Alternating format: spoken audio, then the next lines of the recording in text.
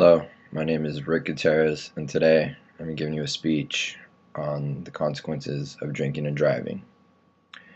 On April 29th, 2012, I received the worst call of my life. On the other end of the phone was my father explaining to me that I just lost my brother as a result of a drunk driver. Every day in America, another 27 people die as a result of drunk driving incidents. This is a little more than one person an hour who's lost their life as a result of a drunk driver. This statistic comes from the National Highway Traffic Safety Administration 2012. No matter of your race, religion, ethnicity, age, or gender, you, yourself, or someone you know has been negatively affected by a drunk driver.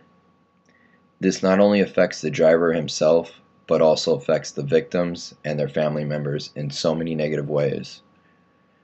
I never would have imagined the pain, frustration, and sheer disappointment of losing my little brother at such a young age of 25, knowing that someone so irresponsible had taken his life.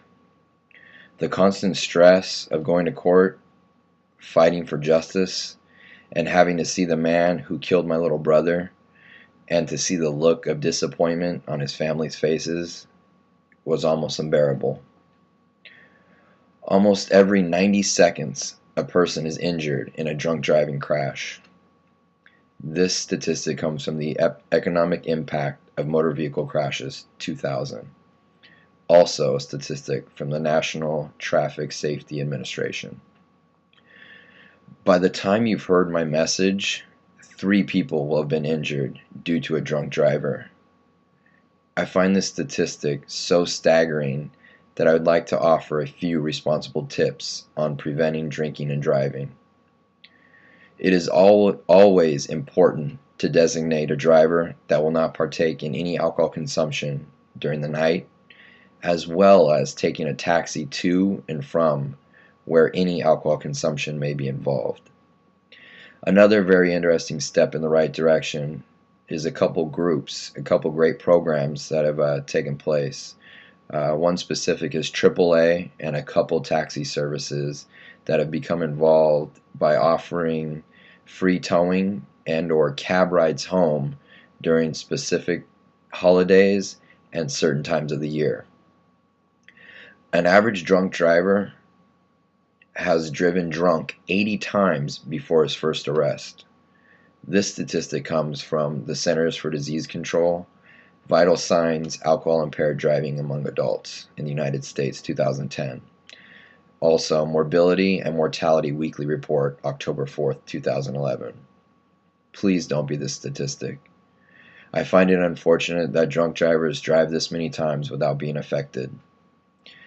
A driver that is driven drunk this many times without incident is, in my opinion, given a false sense of security, thus allowing them to push their bad decision making to the extreme. In conclusion, as cliche as it may sound, I think it's said best. Please, friends don't let friends drive drunk and or buzzed. As hard as you or I may think it is to make the responsible decision to stop people from drinking and driving, I can personally tell you this much. It will never be as hard as it is for me to live without my brother, knowing this all could have been prevented by one responsible person stepping up, taking the keys away from that man who took my brother's life.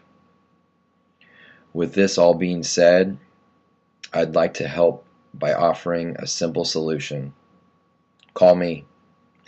My number is area code 909-969-4317.